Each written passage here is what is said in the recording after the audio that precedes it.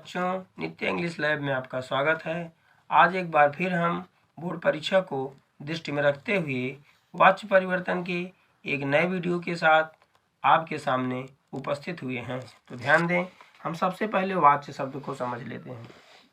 तो वाच्य अभिव्यक्ति करने का साधन है, अर्थात किसी बात को कहने या प्रकट करने के रूप को या प्रकट करने या कहने के तरीके को वाच्य परिवर्तन कहते हैं।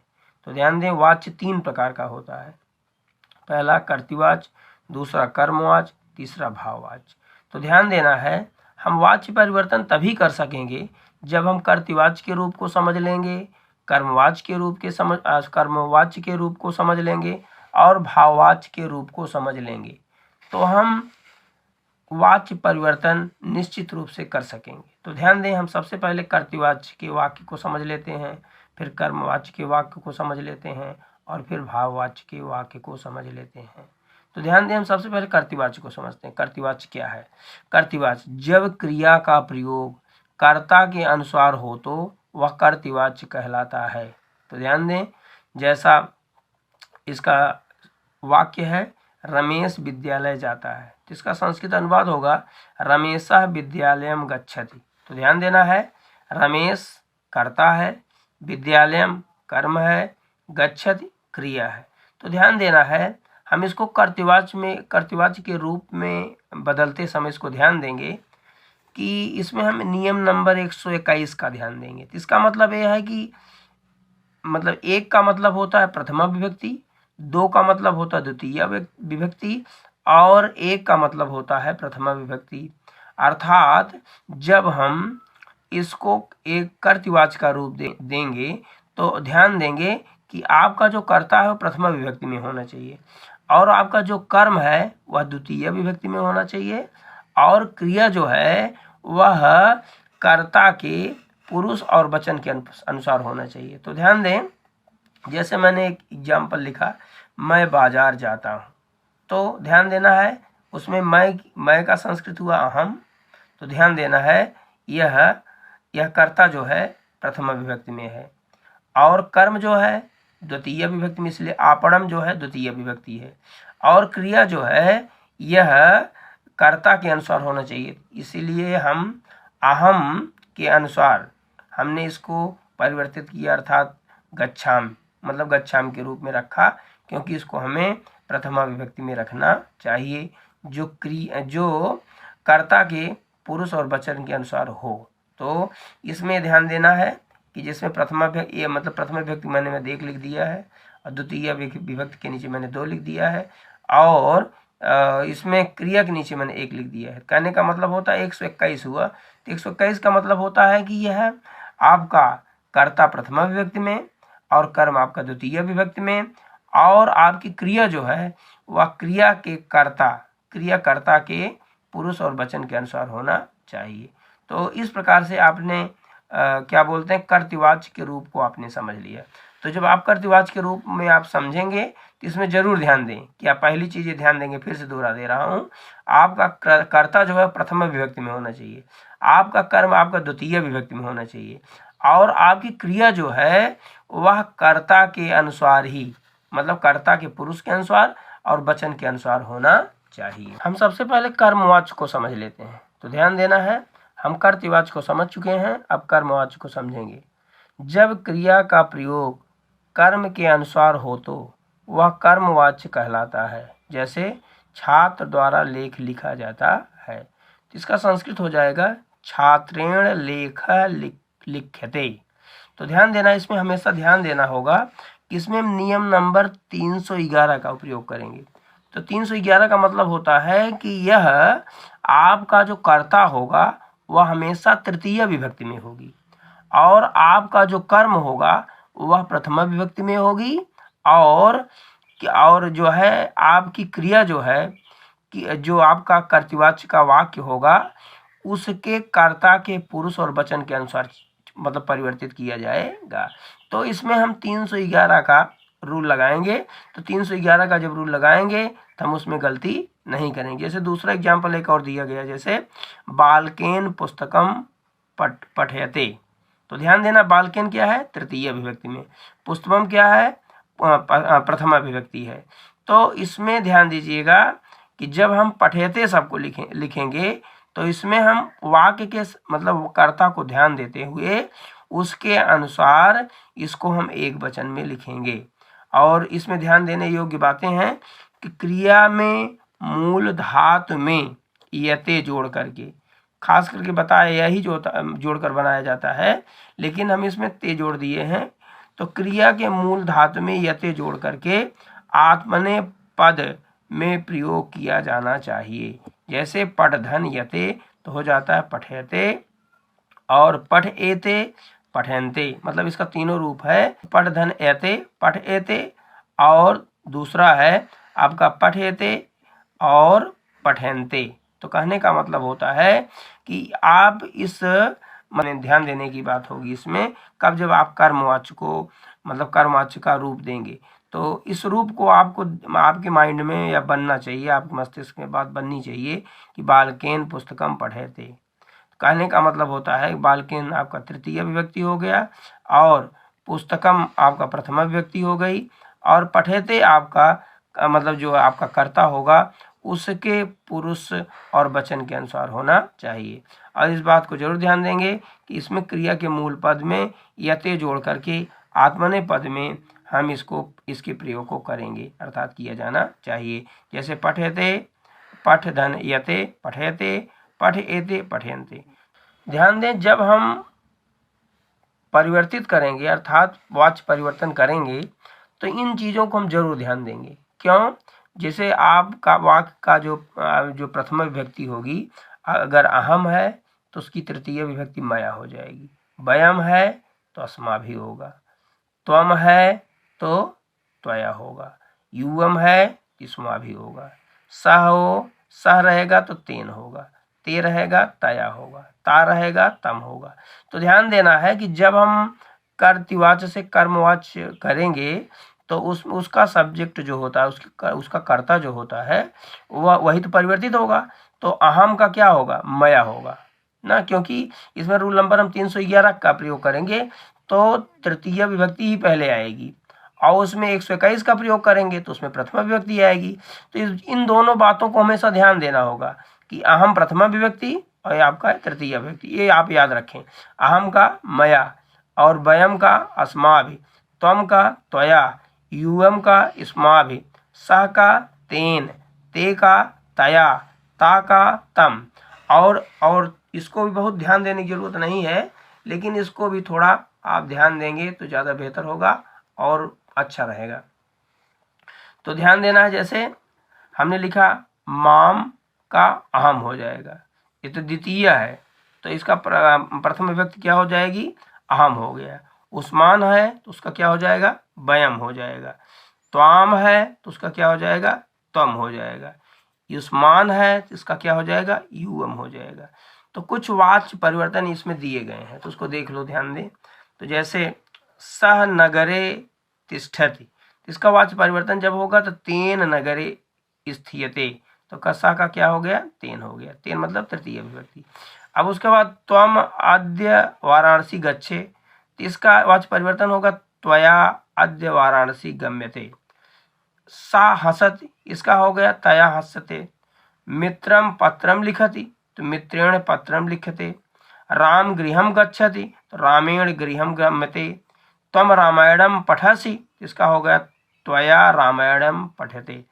तो ध्यान देना है, ये तो इस मतलब इसको तो हमने थोड़ा सा आपको वाक्य के रूप को समझने के लिए मैंने बता दिया, क्योंकि अभी जो है आपको भाववाच्य को भी समझना है। तो ध्यान देना, जब आप भाववाच्य को समझेंगे तभी आप भाववाच्य वाले वाक्य को कर सकेंगे। तो ध्यान देना है, तो हम भाववाच्य को समझ लेते हैं। इस विषय वस्तु को सरल बनाने के लिए हम एक धातु रूप को समझ लेते हैं, जिसमें एक ट्रिक का उपयोग किए हैं, जिससे आप विषय वस्तु आपके लिए बहुत सरल हो जाएगी। जैसे पठति पठतः पठन्ति, पठसि पठतः पठत, पठामि पठाओ पठामा। तो इसमें ध्यान दो क्या जुड़ा हुआ है। जैसे पठ में क्या जुड़ा है, ती, इस पठ में क्या जुड़ा है, ता, पठंत इसमें क्या जुड़ा है? अंति। पठस में क्या जुड़ा है? सी। पठत में क्या जुड़ा है? था। पठत में क्या जुड़ा है? था। पठा में क्या जुड़ा हुआ? आम। पठाओ में क्या जुड़ा हुआ है? आओ। पठाम में क्या जुड़ा है? आम। तो ध्यान दो, एक पल के लिए मैं अगर दे दूं आपको केवल पठ पठ शब्द, पठ दे दूं, जैसे पठ पठ पठ पठ पठ पठ पठ पठ पठ, और इस सारे पठ में जो मूल शब्द है उसमें हम इस शब्द को जोड़ दूं, जैसे पठ में जोड़ दूं तीत क्या हो जाएगा? पठती। पठ में ता जोड़ दूं तो क्या हो जाएगा? पठत। पठ में अंत जोड़ दूं जो तो हो जाएगा पठंती। पठ में सी जोड़ दूंगा तो पठासी हो जाएगा। पठ में था जोड़ दूंगा तो पठत हो जाएगा। इस पठ में था जोड़ दूंगा तो पठत हो जाएगा। इस पठ में आम जोड़ दूंगा तो पठामी हो जाएगा ना। और इसमें इस पठ में आओ जोड़ दूंगा तो पठाव हो जाएगा। इस पठ में आम जोड़ दूंगा तो पठाम हो जाएगा। इस तरह से आपका यह धातु रूप जो है बनकर तैयार हो जाएगा।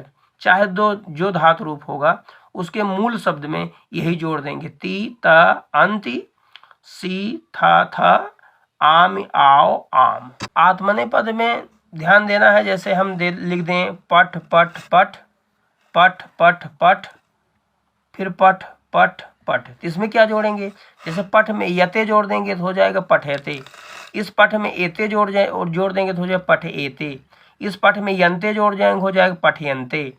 इस पठ में यसे जोड़ देंगे पठ यसे हो जाएगा। इस पठ में एथे जोड़ देंगे पठ एते हो जाएगा, पठ एथे। उसके बाद इस पठ में यथवे जोड़ देंगे तो हो जाएगा पठ यथवे। उसके बाद इस पठ में इस पठ में ए जोड़ दें पठये हो जाएगा। इस पठ में यावाहे जोड़ देंगे तो पठ यावाहे हो जाएगा। इस पठ में यामहे जोड़ देंगे तो पठ यामहे हो जाएगा। कहने का मतलब उस मूल शब्द पठ में हमने यही जोड़ा है, यते एते यंते यसे एथे यथवे ए यावहे यामहे। तो कहने का मतलब इतना याद कर लो तो आप किसी भी धातु रूप को धातु का रूप दे सकते हैं।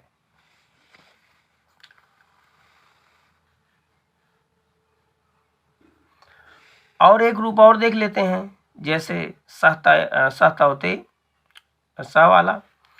तो ध्यान देना है कि इसमें ध्यान दें, जैसे आपका यह एक वचन, ये आपका द्विवचन है, इसका आपका बहुवचन है, तो स मीन्स वह होता है। तो ध्यान देना है कि जब इसको हम एक रूप देंगे धातु रूप, तो इसका थोड़ा सा अलग होता है। तो इसको आप ध्यान देंगे कि जैसे कि स सा तत्, तो स क्या है? पुल्लिंग है। सा क्या है? स्त्रीलिंग है। तत् क्या है? नपुंसक लिंग है। तो ध्यान देना है, तो इसके साथ जो है हम लिखती मतलब एक वचन ना, मतलब एक वचन का ही प्रयोग करते हैं। तो कहने का मतलब होता है धातु रूप में हम एक वचन विभक्ति का प्रयोग करते हैं। और ध्यान देना, द्विवचन के साथ हम द्विवचन का प्रयोग करते हैं, बहुवचन के साथ हम बहुवचन का प्रयोग करते हैं। तो ध्यान देना है, इस चीज को हमेशा ध्यान देना है। जैसे सहतवते होता है तो सा क्या है? सा आपका पुल्लिंग है, सा आपका स्त्रीलिंग है, तत् आपका नपुंसक लिंग है। इसमें तव क्या है? आपका पुल्लिंग है। ते क्या है? आपका स्त्रीलिंग है। ये ते क्या है? आपका नपुंसक लिंग है। एक ते क्या है? इसमें बहुवचन है। जो ता है बहुवचन है। तान क्या है? बहुवचन है। लेकिन इसमें ते का प्रयोग क्या करेंगे? हम पुल्लिंग के लिए करेंगे। ता का प्रयोग किसके लिए करेंगे? स्त्रीलिंग के लिए करेंगे। तान का प्रयोग क्या करेंगे? नपुंसक लिंग के लिए करेंगे। तो क्या हो जाएगी? क्या हो जाएगा? लिखत लिखता लिखंत। कहने का मतलब इसमें भी ती ता अंत जोड़ा गया है ना। और देखो इसमें भी क्या है? लिखत से लिखता लिखत, इसमें सी था जोड़ा गया है।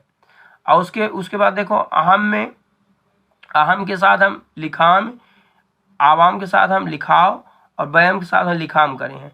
तो इसमें ध्यान दीजिए कि हम जैसे लिखाम में आम में जो आ है, लिखाव में आओ जोड़ा है, लिखाम में आम जोड़ा है।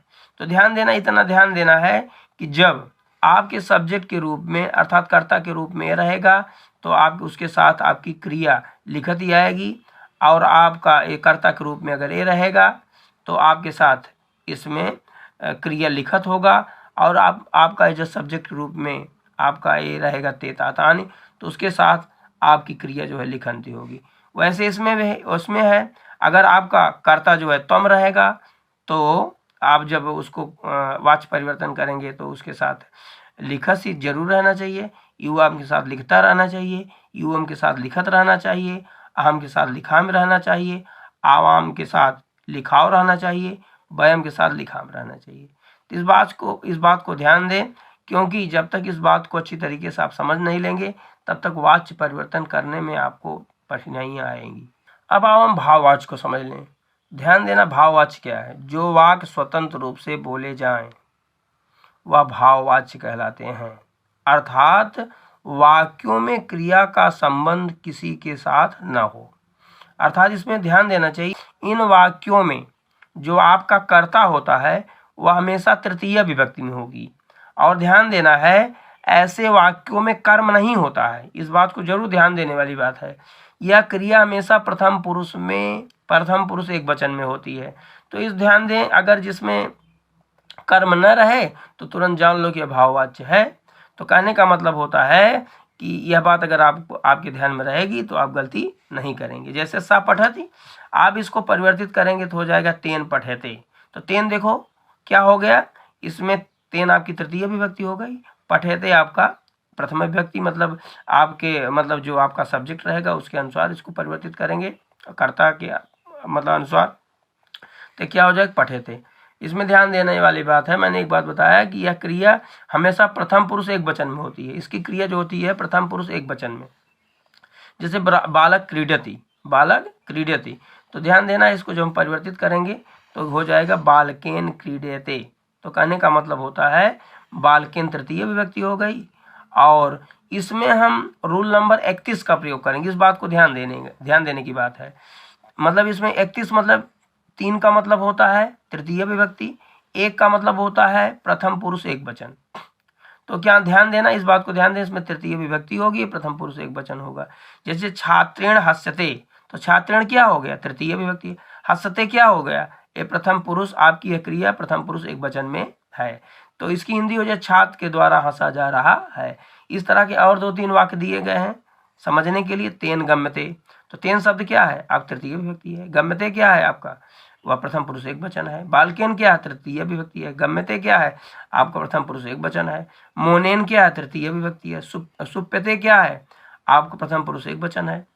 बालकई क्या है, आप तृतीय विभक्ति है। क्रीडते क्या है, प्रथम पुरुष एक वचन है। इस प्रकार से आपका भाववाच्य भी यहाँ पर समाप्त हो जाता है। तो इस प्रकार से आपने कर्तृवाच्य को, कर्मवाच्य को और भाववाच्य को समझा है।